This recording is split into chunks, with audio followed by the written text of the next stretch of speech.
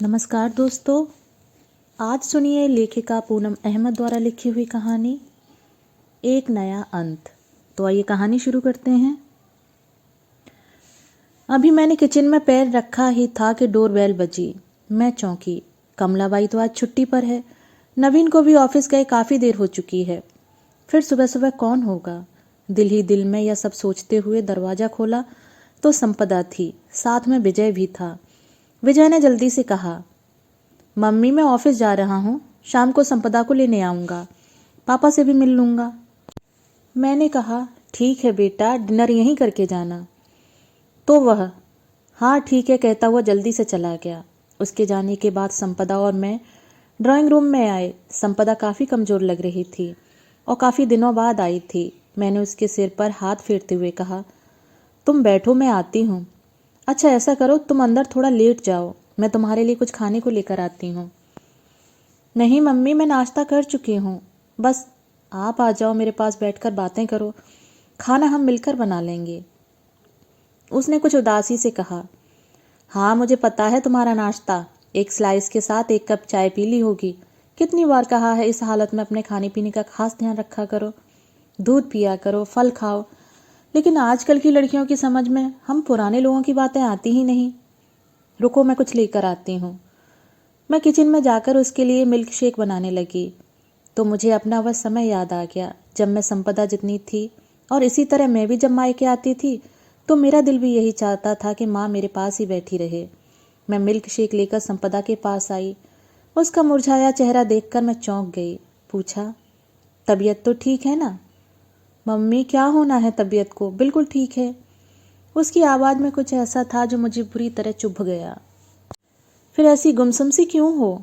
मैंने कुरेदा, जो आमतौर पर मेरा स्वभाव नहीं था, लेकिन उसका चेहरा देखकर मैं खुद को रोक नहीं पा रही थी, इसलिए पूछ ही लिया। मम्मी मैं परेशान हो गई हूँ, एक तो मेरी तबीयत खराब है, मुझे समझ नहीं आता कि क्या करूँ।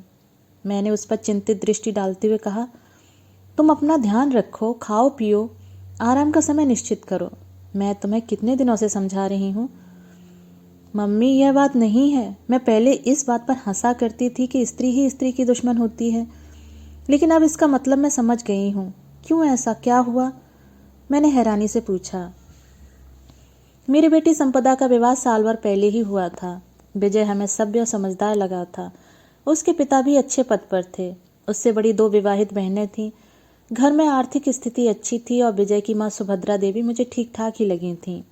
देखने में तो कुछ ऐसा नहीं था। फिर ऐसी क्या बात हुई जो संपदा इतनी दुखी लग रही थी? मम्मी आपको बताया था ना कि आजकल मुझसे सुबह उठा नहीं जाता, उल्टियों की वजह से बुरा हाल है। लेकिन माँ जी को लगता है कि मैं एक्टिंग कर रही हूँ और घर के कामों से जान छुड़ा रही हूँ। वहाँ सबका मूड खराब हो जाता है। मम्मी मुझसे सहन नहीं होता। कहते कहते संपदा रोने लगी तो मेरा दिल जैसे मुट्ठी में आ गया। मैंने पूछा, और विजय, वह तो तुम्हारा ध्यान रखता है ना? हाँ मम्मी, शुरू शुरू में तो वह बहुत खुश थे, लेकिन आजकल माँ जी का खराब मूड देखकर कुछ बोलते ही नहीं। इस पर मेरा दिल और कुढ़ जाता है। मम्मी, एक लड़की के लिए उसके ससुराल में उसका सबसे मजबूत सहारा उसका पति ही होता है। अगर वह भी उसका साथ नहीं देगा तो वह कहाँ जाएगी? देखो बेटा, इन दिनों तबीयत ऐसे ही ऊपर नीचे होती रहती है, लेकिन तुम हिम्मत रखो। अगर तुम भी अपनी बड़ी बहन सुखदा की तरह अकेली रहती तो भी तुम्हें सब कुछ करना पड़ता। तब घर वालों के रोज नए मूड तो नहीं देखने पड़ते। रवि जीजाजी ने ऐसी हालत में दीदी का कितना ध्यान रखा था। बेटा, ये तो छोटी छोटी समस्याएं हैं, समय के साथ ये खुद ही हल हो जाएंगी। अब तुम टेंशन छोड़ो। सुखदा को भी फ़ोन कर दो कि शाम को वह भी यहाँ आ जाए, सब मिलकर खाना खाएंगे। बताओ क्या बनाऊं? मम्मी, मेरा दिल कर रहा है आज पापा के लिए छोले बनाऊं। आपको याद है ना, पापा को आपके हाथ से ज़्यादा मेरे हाथ के बने छोले अच्छे लगते हैं। संपदा के हाथ में बहुत स्वाद है, ये मैं जानती हूँ, इसलिए मुझे उसकी गर्वीली आवाज़ पर हंसी आ गई। मम्मी, आज कमलाबाई नहीं आई? नहीं, उसकी बेटी बीमार है, कल आएगी। संपदा मेरे पीछे पीछे किचन में आ गई। लाओ मम्मी, मिलकर काम निपटाते हैं। मैंने कहा, तुम ये अब सब छोड़ो, तुम जाकर मेरे रूम में टेबल पर देखो, नई पत्रिका आई है, उसमें मेरी वह कहानी छपी है जो तुम्हें बहुत पसंद आई थी। मैं उसे किचन से हटाना चाहती थी। अरे सच मम्मी, वह तो बड़ी अच्छी कहानी थी, मैं अभी देखती हूँ। वैसे भी मसालों की खुशबू से मुझे अजीब सी फीलिंग होती है। मम्मी, हमारे आने से आपका काम बढ़ जाता है ना? संपदा की आवाज़ में शर्मिंदगी सी थी। यह काम बढ़ने से मुझे और तुम्हारे पापा को जो खुशी होती है उसका अंदाज़ा तुम लोग नहीं लगा सकती। मम्मी, मुझ पर भी कोई कहानी लिखो ना। अच्छा ठीक है, लिखूंगी, अब तुम आराम करो। और हाँ, सुक्ता को फ़ोन कर लो। संपदा मेरे रूम की ओर बढ़ी तो मैंने बिजली की तेजी से अपना काम शुरू कर दिया। हाथ अपना काम कर रहे थे और मन अपना। 2 ही बेटियां हैं हमारी, यह तो ईश्वर की कृपा है जो दोनों इसी शहर में हैं। दोनों आती जाती रहती हैं। हम दोनों का काम ही कितना था, इसलिए समय मिलने के कारण मेरा लिखने का शौक भी जोरों पर था। कई पत्रिकाओं में मेरी कहानियां छपती थीं, जिसकी सबसे बड़ी प्रशंसक और आलोचक मेरी बेटियां ही थीं। नवीन तो शाम को ही आते थे। सच तो यह है कि मेरे इस शौक ने मेरे अकेलेपन को बड़ा सहारा दिया था, क्योंकि बेटियों वाली माँओं को तो आदत होती है ना कि हर समय घर में गपशप और रौनक का माहौल हो। इसलिए संपदा के विवाह के फौरन बाद मैं बहुत घबराई, लेकिन फिर धीरे धीरे खुद को संभाल कर अपने आप को व्यस्त कर लिया था। रात में मेरी बेटियां दामाद इकट्ठा हुए। सुखदा के बेटे शौर्य ने खूब रौनक लगा रखी थी। नवीन दोनों दामादों के साथ बातों में व्यस्त थे। हम तीनों बेडरूम में आ गए। शौर्य ने नवीन की गोद में डेरा जमा रखा था। सुखदा अपने पापा की तरह हर बात साफ साफ करती थी। अब तो वह और भी बोल्ड हो गई थी, लेकिन संपदा मेरी तरह बहुत ही सोच समझ कर बोलने वाली थी। इस बात का ध्यान रखती थी कि सामने वाले को कोई बात बुरी न लगे। अपनी परेशानी जल्दी शेयर नहीं करती थी, इसलिए मुझे उसकी चिंता रहती थी। सुखदा ने संपदा से उसकी ससुराल के हाल पूछे तो वह बताने लगी कि कैसे पिछली बार जब उसकी ननदें आईं तो सुभद्रा देवी उसे खाने का लंबा चौड़ा मेन्यू बताकर अपनी बेटियों के साथ शॉपिंग पर निकल गईं। विजय उसकी तबीयत देखकर कहता ही रह गया कि वह खाना बाहर से ले आएगा, लेकिन सुभद्रा देवी ने उसे बुरी तरह डांटा कि बेकार के नखरे उठाने की जरूरत नहीं है।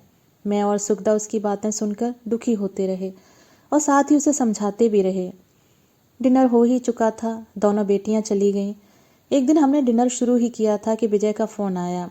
संपदा की तबीयत ठीक नहीं है, उसे हॉस्पिटल ले जा रहे हैं। हम तुरंत वहां पहुंचे। संपदा के सास ससुर भी वहीं थे। मैंने बेचैनी से पूछा, क्या हुआ? अभी तो काफ़ी टाइम है डिलीवरी में। सुभद्रा देवी जैसे भरी बैठी थीं। होना क्या है, आजकल की लड़कियां हैं ही नाजुक। जरा सी गर्मी और जरा सा काम सहन नहीं होता इनसे। हम लोग कितना काम करते थे, न एसी था न कूलर। इस पीढ़ी में तो जैसे जान ही नहीं है। मैंने नवीन का उड़ा हुआ चेहरा देखा, उनकी तो जैसे अपनी बेटियों में जान थी। सुखदा अक्सर कहती थी, कितने मजबूत होते हैं लड़कियों के माता पिता भी। उनकी बेटी के बारे में ससुराल वाले न जाने क्या क्या कह जाते हैं और वे पलट का जवाब भी नहीं दे सकते। इतने में संपदा की डॉक्टर बाहर आई। विजय से कहने लगी, हालत देखी है आपने अपनी पत्नी की, इतना ब्लड प्रेशर, उसके खाने पीने का बहुत ध्यान रखिएगा। अब उसे टोटल बेड रेस्ट की ज़रूरत है। शाम तक आप उसे घर ले जा सकते हैं। सुभद्रा देवी से रहा नहीं गया। लो, अब यह नया ड्रामा। एक तो डॉक्टरों ने इन लड़कियों का दिमाग खराब कर रखा है। बड़ी फीसें दो, लंबी लंबी बातें सुनो, बस नए जमाने के नए नए रंग।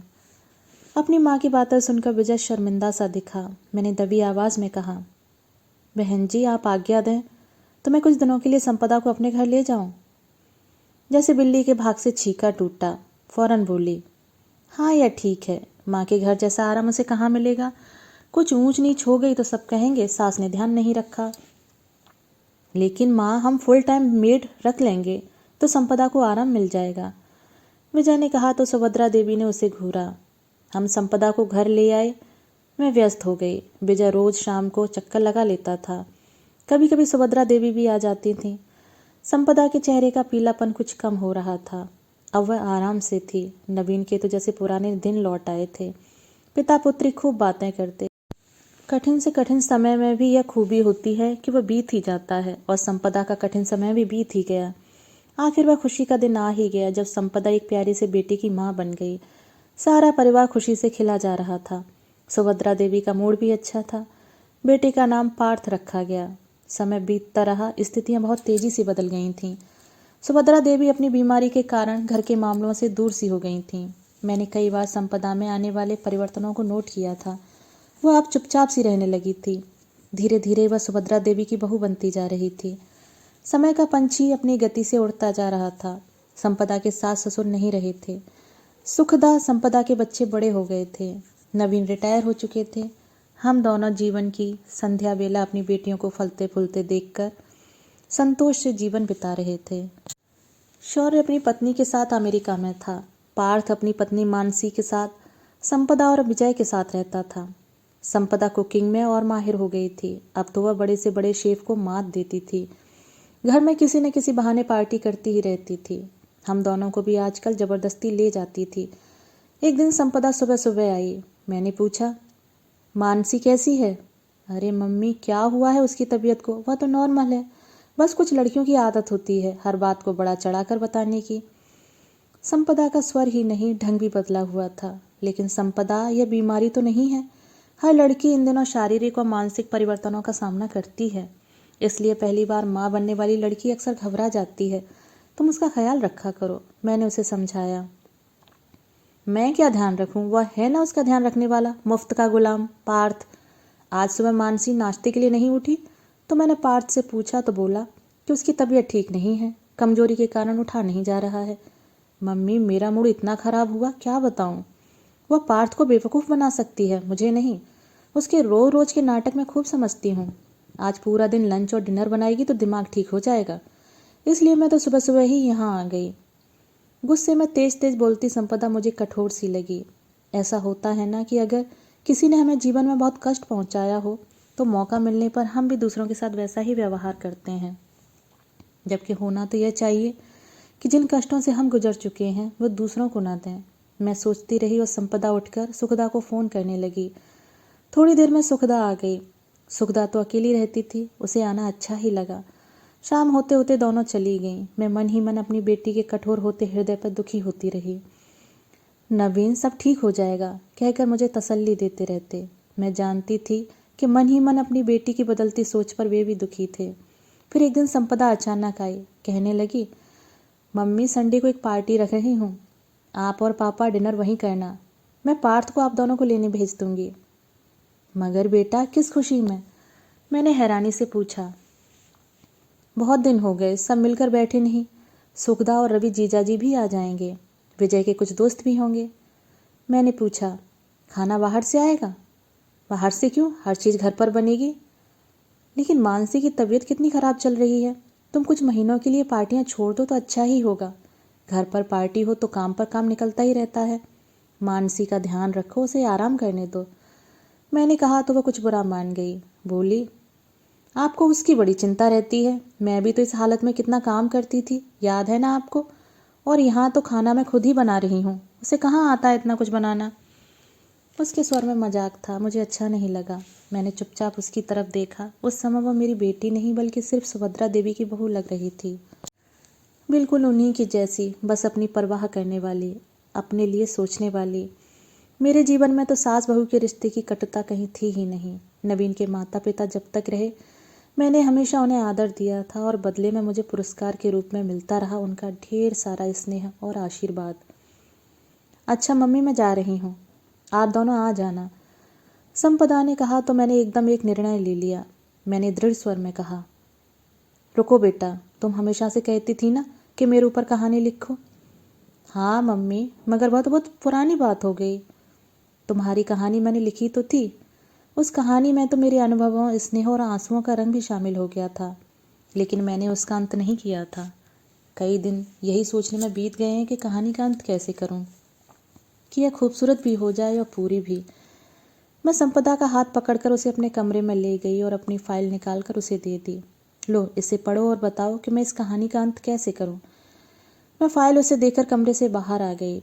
बहुत देर बाद जब रोई रोई आंखों वाली संपदा आकर मुझसे लिपटी तो मुझे विश्वास हो गया कि इस कहानी को एक नया अंत मिल गया है और मानसी संपदा जैसा जीवन बिताकर एक और संपदा नहीं बनेगी जो सुभद्रा देवी जैसी है। क्योंकि स्त्री हमेशा ही स्त्री की दुश्मन नहीं होती, बल्कि उसकी हमदर्द और दोस्त भी हो सकती है। मैंने भावुक होकर अपनी बेटी को गले से लगा लिया। बहुत दिनों बाद ऐसा लगा जैसे मेरे सामने सुभद्रा देवी की बहू नहीं, मेरी बेटी है। दोस्तों, अभी आप सुन रहे थे पूनम अहमद द्वारा लिखी हुई कहानी एक नया अंत।